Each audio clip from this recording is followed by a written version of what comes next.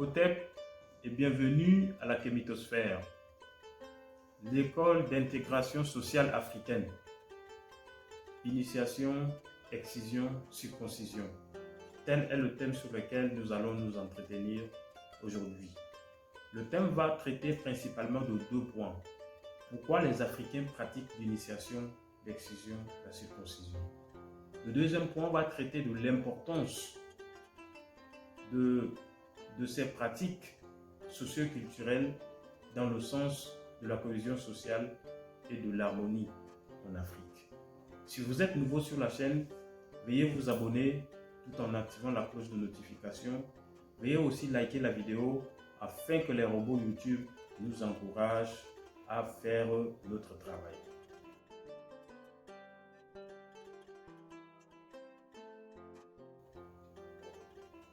Chaque société, pour assurer sa stabilité et sa cohésion, définit des règles de comportement et de fonctionnement auxquelles tous ceux qui s'en réclament sont tenus de se conformer. C'est-à-dire, les sociétés humaines ont depuis la nuit des temps mis en place des institutions chargées de pérenniser les valeurs qu'elles considèrent comme cardinales pour rendre paisible et harmonieuse la vie des membres de la communauté.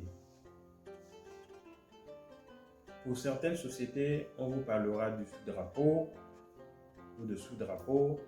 Pour l'Afrique, on va vous parler de l'initiation, de la circoncision ou d'excision. Alors, la question qui taraude votre esprit, c'est pourquoi l'Afrique pratique l'initiation? Pourquoi l'Afrique pratique l'excision et la circoncision? La raison de la circoncision et de l'excision sont liées à l'androgynie du Créateur, Dieu. Suivant la cosmogonie africaine, Dieu est un être androgyne, c'est-à-dire qu'il est à la fois mâle et femelle. La notion de Dieu, comme nous avons eu à développer dans une vidéo précédente, c'est que Dieu est énergie et Dieu a fait usage de cette même énergie pour créer les êtres humains que nous sommes. Cela suppose que nous venons au monde étant androgynes comme Dieu. Nous venons au monde avec des caractères mâles et femelles, comme Dieu lui-même. Et c'est face à cette conception que les ancêtres ont trouvé que cela ne va pas contribuer à perpétuer l'espèce humaine. Et donc, il faut retirer à l'homme ce que l'homme a de féminin et retirer chez la femme ce qu'elle a de masculin. D'où l'origine de l'excision et de la circoncision. Voilà pourquoi nous en sommes venus à avoir ces pratiques. Nous allons continuer en abordant l'importance, sinon le rôle de l'initiation, la circoncision ou l'excision dans la société africaine. Comme nous avons évoqué, l'excision, la circoncision ou l'initiation sont des institutions qui préparent les jeunes citoyens à entrer dans la vie d'adulte, dans la vie de maturité. Et à travers ces institutions, on inculque aux jeunes les normes de comportement exigées par la communauté, c'est-à-dire les tabous, les interdits. On enseigne aux jeunes de bonnes manières, c'est-à-dire comment prendre la parole au public, le respect envers les aînés et aussi comment se tenir à table.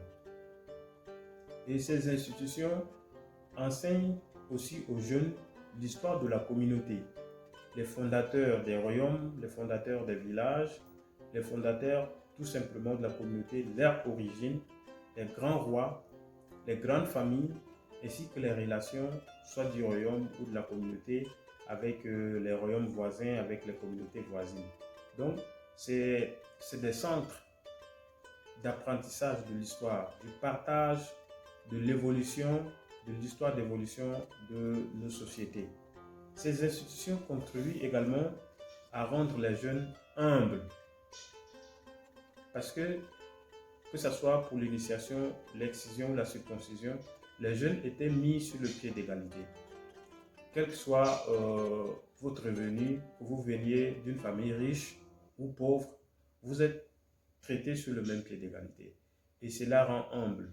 Cela développe aussi le sens de partage et de solidarité. Parce que le peu que vous avez, vous partagez entre vous. Et aussi, surtout, pourquoi ne pas le dire, ces institutions contribuent aussi à apprendre des métiers aux jeunes.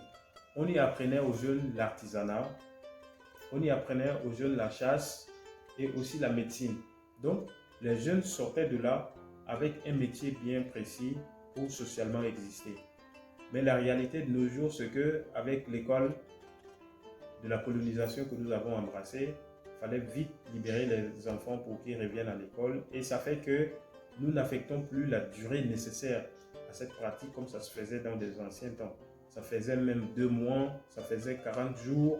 Mais c'est rare de fois de nos jours d'avoir 30 jours. Vite fait, on libère les enfants et l'essentiel n'est pas transmis. Voilà. Et donc, nous allons parler un peu plus spécifiquement de la circoncision. Autant pour moi, l'excision, cette pratique qui aujourd'hui fait plus de mal que de bien pour ce qui est de la santé de nos sœurs. Personnellement, nous sommes contre le fait d'enlever l'organe humain, mais nous prenons cet enseignement qui existe derrière l'excision. Parce que c'est un moment où des mamans, des personnes âgées mettent de côté les jeunes filles pour non seulement partager des expériences avec elles, mais aussi les préparer à la vie de couple, par exemple. Donc, quand vous prenez par exemple la Guinée, pendant ces moments de circoncision, autant pour moi d'excision, les femmes âgées se déguisaient en hommes et venaient draguer les jeunes initiés. Elles se présentaient tantôt comme des hommes riches, tantôt comme des hommes pauvres. Elles se présentaient tantôt comme des hommes arrogants et irrespectueux et se présentaient aussi comme des hommes d'une bonne moralité et bienveillants. Et après, on faisait comprendre à la fille par rapport à sa réaction ce qu'il fallait dire quand le monsieur disait ça, suivant les facettes des personnes. Et ça permet à la jeune fille de savoir demain quel type d'homme choisir pour sa vie de couple. Et aussi, il y a des exercices pratiques. Par exemple, on versait le péninsulaire dans du sable. Et sous un soleil de plomb à midi, on faisait ramasser cela aux jeunes initiés. Et comme leçon, les personnes âgées, après, trouvent un moment de leçon et font comprendre aux jeunes initiés qu'en réalité, ce que vous venez de vivre est une expérience qui est bien dure.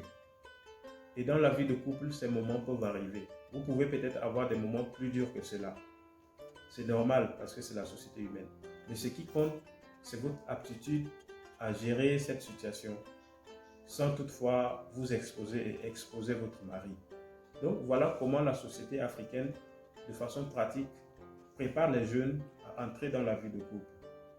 Mais ce que nous vivons aujourd'hui, c'est que, de un, avec les changements que l'Afrique a connus et tout, nous n'envoyons plus nos enfants dans des villages pour des raisons que je ne peux pas citer ici. Et aussi, nous diabolisons en même temps ces institutions. C'est vrai que les enseignements ne sont plus les mêmes, tout est dénaturé, il n'y a rien de consistant, mais nous devons restaurer ces institutions pour la cohésion de l'Afrique et l'émergence de l'Afrique. Là, c'est ce que nous avons à partager pour ce qui est de l'école sociale d'intégration africaine. Merci, Otep, et à la prochaine.